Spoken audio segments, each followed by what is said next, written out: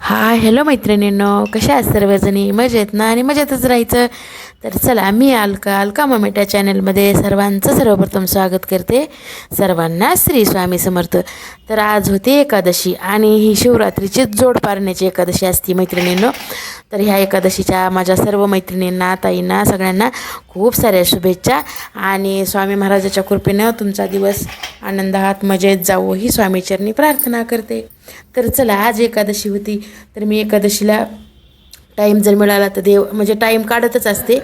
आणि एकादशीला देव घासतच असते मी, एरवी नाही झाली तरी पण. आणि त्यातली त्यात आज होता शुक्रवार, तर म्हणलं देव पण घासावेत आणि आपले कुंचम भरून घ्यावं. आणि त्यातली त्यात मला अजून आपलं कलशातलं पाणी पण बदलायचं होतं. शुक्रवार होता, मग कलशातलं पाणी बदललं, कलश घासून घेतला आणि कुंचम घासून घेतलं, देव घासले, दिवे घासले, सगळं असं घासून व्यवस्थित घासून पूजा वगैरे करून घेतली. छान वाटलं, मस्त वाटलं. ज्यावेळेस आपण सेवा करतो किंवा कुठली देवपूजा करतो, तर तुम्ही पूजा करताना एकदम असं पॉझिटिव्ह राहत जा, एकदम खुश राहायचं पूजा करताना. कारण एरवी तर आपल्या मागं चालायलेलंच आहे आणि वेळ काढायचा पूजेसाठी खास आपण. मी अगोदर सगळं काम आवरून घेतलं, मशीनला कपडे लावून दिले, म्हणलं पूजा वगैरे. कारण मी कपडे ना पूजा झाल्याच्या नंतरच मशीनला बी लावले ना, असे बी धुतले तरी पूजेच्या नंतरच धुत असते. आणि मशीनला लावलेले असले तरी बी पूजा झाल्याच्या नंतरच मी कपडे वाळायला टाकत असते, असं ठरलेलं असते. त्याच्यामुळं पूजेला बसले, पूजा होईपर्यंत, देव घासेपर्यंत आपले कपडे वाळून गेले, मिशनला झाले. तर म्हणलं चला आता निवांत. हे कलशातलं पाणी बदललं. कलश आणि तांबे इतका मस्त आहे ना. ह्यांच्या मित्राच्या लग्नामध्ये त्यांनी अशा साड्या वगैरे आहेर केल्या नव्हत्या, हे तांबे दिले ते सर्वांना असे. तर एकदम क्वालिटी, एक नंबरची क्वालिटी आहे. छान. एकदा जर हात फिरवला ना तर असा मस्त असा निघत आहे तांब्या. तुमची पितांबरी असू द्या किंवा कुठलं भैया पावडर असू द्या, काही असू द्या. तर मी आता हे माझ्याकडं भैया पावडर आहे. भैया पावडरनं काय होते, हात थोडे खराब होत नाहीत. असं नाही की पितांबरीनं होते, तसं नाही आहे. पण एक सांगायले तुम्हाला, एक नंबरमध्ये क्वालिटी त्याची. आणि जे नारळ आहे ना ठेवलेला, तर त्या नारळ मला आम्ही ह्याच्या वेळेस ठेवलं होतं मैत्रिणींनो, आपली कोजागिरी पौर्णिमा. त्यावेळेस मी माझ्याकडं अगोदर कलश नव्हता देवाऱ्यामध्ये, तर मी कोजागिरी पौर्णिमेला या कलशाची स्थापना केली आणि त्यावेळेस नारळ ठेवलेला आहे. तर अजून बी त्या नारळामध्ये ना, मी आज सकाळी असं वाजवून बघितलं, हलवून बघितलं, तर त्या नारळामध्ये अजून बी असं खळखळ पाणी वाजायलं आहे. आता बघा, ह्याची कधी झाली पौर्णिमा आपली दिवाळीची, कोजागिरी पौर्णिमा. आता किती दिवस झाले, 2-3 महिने जवळपास झालेत, पण पाणी इतकं मस्त आहे ना त्या नारळामध्ये. आणि विशेष म्हणजे त्याला कोंब आले वरून, ते नारळ उगवायले. आता बघू, चांगली गोष्ट आहे, उगवलं, आले छान असं कोंब आहे. ह्याच्या अगोदर आज काही नाही दाखवलं, ह्याच्या अगोदर दाखवलं होतं. तर कलशामध्ये हळदी, कुंकू, अक्षदा 3 झाले आणि सुपारी आणि 1 रुपयाचं नाणं. तर अशा 5 वस्तू कलशामध्ये. फुलबी टाकणारे, पण कसं आहे की एखाद्या वेळेस आपल्याला मधीच जर पाणी नाही बदलणं झालं तर शुक्रवारपर्यंत मग एखाद्या वेळेस होतंच तसं, कमी जास्त गडबड असते सकाळी, तर ते काढायचं म्हणजे वेळ द्यावा लागते थोडासा. त्याच्यामुळं म्हणलं आता की आपण फुल मी त्याच्यामुळं टाकत नाही आहे, सहसा तर नाहीच टाकत बघा मैत्रिणींनो. हे 5च वस्तू, हळदी, कुंकू, अक्षदा, 1 रुपयाचं नाणं आणि सुपारी, ह्या 5 वस्तू. आणि हे आपला महालक्ष्मीचा मुकुट इतका छान आहे ना. नुसतं कोरड्या कपड्यानं जरी तुम्ही त्याच्यावर हात फिरवून घेतला ना, तर 1 नंबरमध्ये छान असं निघत आहे. कुठलं काही पाणी लावायची सुद्धा गरज नाही. बघा किती पांढरा शुभ्र छान निघाला. आता तर ह्याला व्यवस्थित असा बांधून घ्यायचा. मला या नारळाची कमाल वाटली की ह्याच्यामध्ये एवढे दिवस 3-4 महिने आपण असा जर नारळ ठेवला ना, आणि तांदूळ पण बदलून घेतले मैत्रिणीनं, तर चला कंटिन्यू. असा जर आपण नारळ ठेवला तर नारळातलं पाणी आटत आहे, तुम्ही बघा अजून बी. आणि ह्याच्यात मी बघितलं नव्हतं एवढे दिवस, आत्ता बघितलं. तर बघायले तर असं वाजवून बघितलं तर त्याच्यामध्ये खळखळ पाणी वाजायले, खूप छान वाटलं. तर म्हणलं आता उगवायला आताच नको बदलायचा नारळ, तर राहू दे. असं तांदूळ बदलले, तांदूळावर हळदी कुंकू टाकून घेतलं मैत्रिणींनो, आणि 1 कलश त्याच्यावर ठेवून घेतला. आता हे मुकुट मला त्याला बांधायचा व्यवस्थित आता. तर म्हणलं बांधून घ्यावं, व्यवस्थित बांधला. आणि फुलं वगैरे माझ्याकडे होते. तर अशी झाली आपली पूजा. मला नाही बी म्हणलं तरी 1.5 ते पावणे 2 तास लागले मैत्रिणींनो. खेपा तुम्हाला एक 10-5 मिनटाचा व्हिडिओ आला असेल, पण पूर्ण स्किप करून वगैरे मला 1.5 तास कम्प्लिटली लागला. कारण मी दिवे बी घासून घेतले, लगेच दिव्यांची पण पूजा करून घेतली. आणि आज एकादशी, तर म्हटलं चला हे पहा असं कुंचंबे भरून घेतलं, कलशातलं पाणी बदललं, अशी आपली पूजा. तर चला आता 10:30 वाजले, तर 9 वाजता लागले होते मी पूजाला. सगळं घासायचं पुसायचं म्हटल्यास वेळच लागतं या. तर चला शुक्रवार मी चालले आज बाजारात. तर इथं पालेभाज्या म्हणले की दारावर येतात, आपण खूप महाग भेटतात. त्याच्यामुळं एक तर आपली तेवढंच वॉकिंग आणि चलणं बी होतं आहे आणि बाजारात जाणं बी होतं आहे. 8 दिवसातून एकदा तर जायलाच पाहिजे. असं एरवी पण चालायला पाहिजे, पण चला असू द्या, आता काय फरक पडतं आहे. चला मी जाते आता बाजारात. आणि पालेभाज्या तिकडं कसं असं की तुम्हाला म्हटलं ना स्वस्त असतात. स्वस्त म्हणजे खूपच स्वस्त असतात. त्याच्यामुळे वातावरण बघा किती छान झालं आहे, मस्त असं सुंदर असं आवरलं. एकादशी आज मोठी एकादशी आणि परवा दिवशी शिवरात्र. तर आज उपवास आहे, कोणाकोणाला उपवास आहे, माझ्या ताईंला. कारण ही मोठी एकादशी सहसा सर्वच जण धरतात. मी बी धरली आहे, घरी नाही कुणी धरली, मीच धरली आहे फक्त. तर चला मैत्रिणींना घेऊन येते भाजीपाला आता.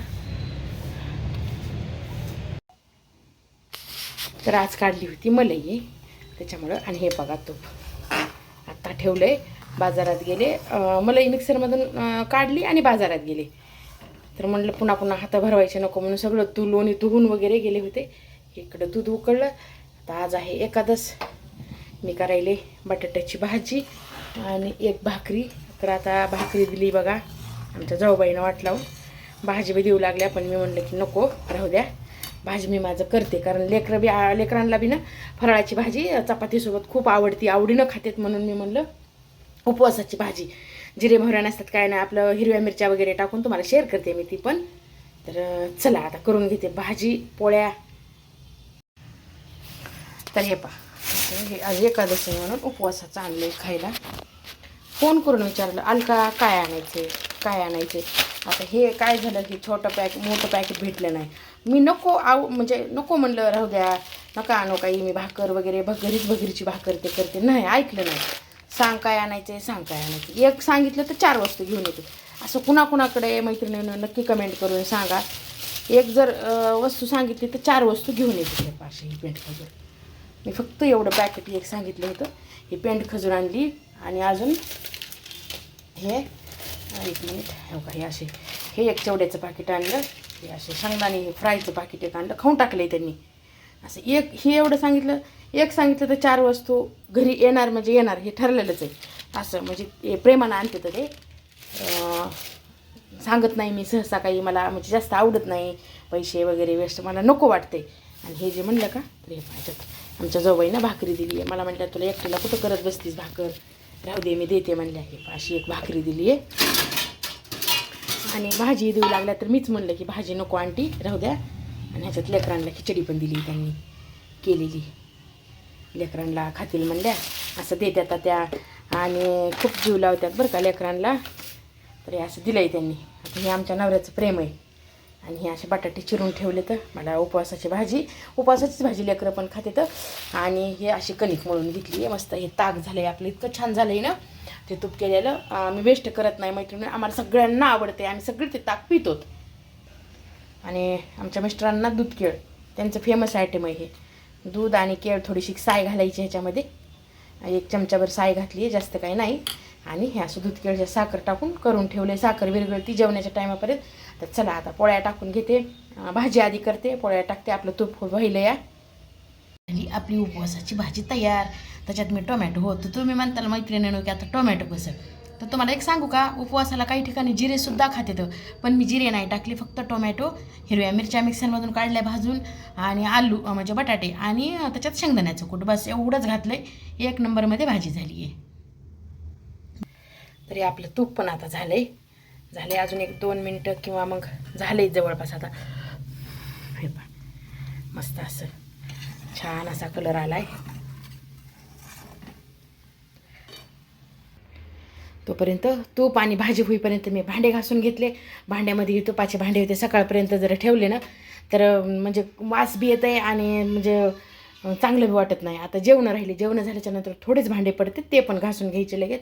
सिंक वगैरे सगळं साफ करून घेतलं. आणि एक सांगू का, हे माझं साबणीचं आहे, म्हणजे याच्यात मी लिक्विड काढते. तरी मी संध्याकाळी जर भांडे घासले ना तर संध्याकाळी हे कम्प्लिटली घासायचं. आणि आपली घासणी जास्ती नाही, व्यवस्थित अशी धुवून अशी व्यवस्थित ठेवायची.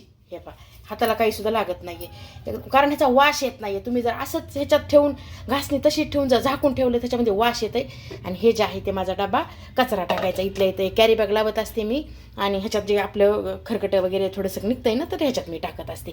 तर हे पण सकाळी नाही, संध्याकाळी कम्प्लिटली घासायचा, असे पालथे मारून द्यायचा, दोन्ही पण पाणी नितळतं. ही घासणी हवेला ठेवायची, ह्याचा वास येत नाही, काही नाही मैत्रिणींनो. एकदा माझी ही ट्रिक तुम्ही वापरून बघा, तुम्ही करून बघा एकदा.